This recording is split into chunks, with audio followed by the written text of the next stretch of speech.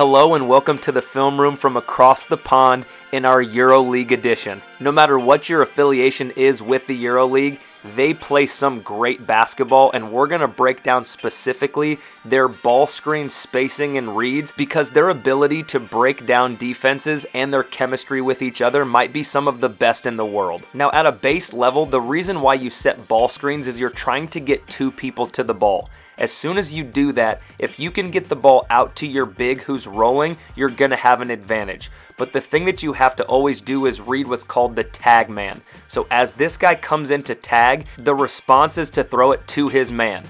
As the ball gets swung back, all you need to do is win this closeout. So he is too aggressively closing out. They drive downhill. They force the big man to help up. You can see the crack back take away the big, and it's a kick for a wide open three. But what makes this so impressive is they move the ball so quickly and they're all on the same page. So as they get another step up, you're going to get the same look with two people to the ball. And now as this big rolls, because they don't tag from either one of these spots, he's open. Now most bigs would go up and try and finish this right now, but he knows that this defender is responsible for two. So as he kicks it to the corner man knows as he recovers to him, he's got a one more for a wide open three. So here's a replay at full speed so you can see how quickly they make these decisions and how they're always ready to make the next play.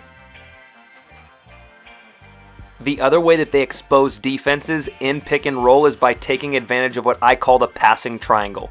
So it looks like the defense is switching right here, but they're not. And the reason you can know that is because of Kaminsky's angle. If he were switching, he would never close out at that angle because he would get beat off the bounce. So that indicates that he has to return to his man, and it's a hard hedge. So the ball handler swings it back, then you get a closeout, and now you have Serge Ibaka wide open in the paint. And the reason I refer to this as a passing triangle is because of that right there. Another thing that you see a lot in Euro basketball is a flip or a rescreen.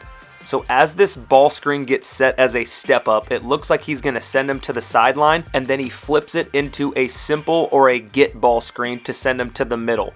Now as the ball handler comes off, he gets this hard hedge, so he knows this tag man has to come over to the roll as we just saw, so he turns and throws it to what's referred to as the shake or the lift man. He drives this bad closeout, and as the defense rotates, that leaves the big wide open right here for an easy layup. Here's a few possessions of the offense flipping, rescreening, or what some people would call twisting a ball screen. And you'll typically see this happen when guys go under the first ball screen. Now because of all this movement from the big, it's easy for the defense to get confused and make mistakes. So on this ball screen, you can see the big stays connected to the screener, and that allows this downhill drive for the guard.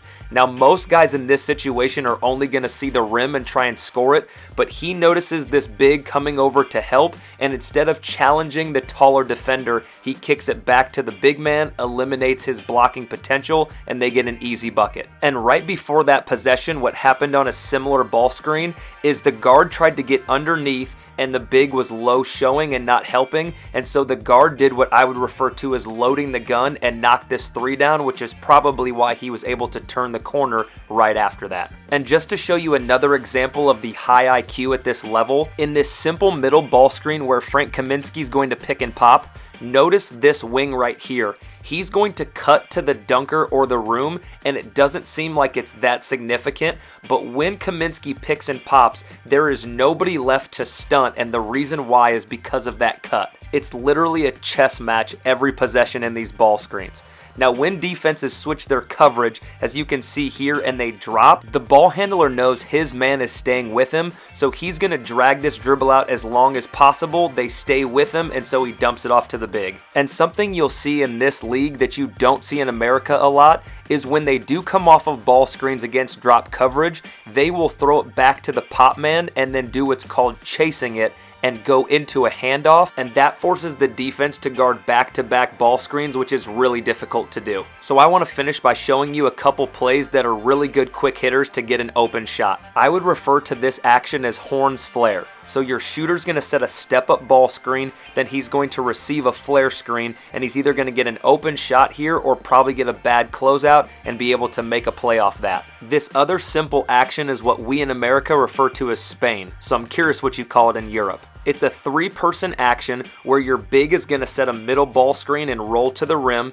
You want your best shooter to set a back screen on the screener's man, and then he's going to release for a 3, and the guard will come off and he'll read it. In this particular situation, the defense tried to triple switch it, and the guard had enough space to knock down a load the gun 3. There is so much that you can learn from the Euro game, and I'm going to be posting a lot more about it. So if you haven't already, hit that subscribe button so that you can stay up with all my new content. Thanks for coming through. We'll see you next time in the film room.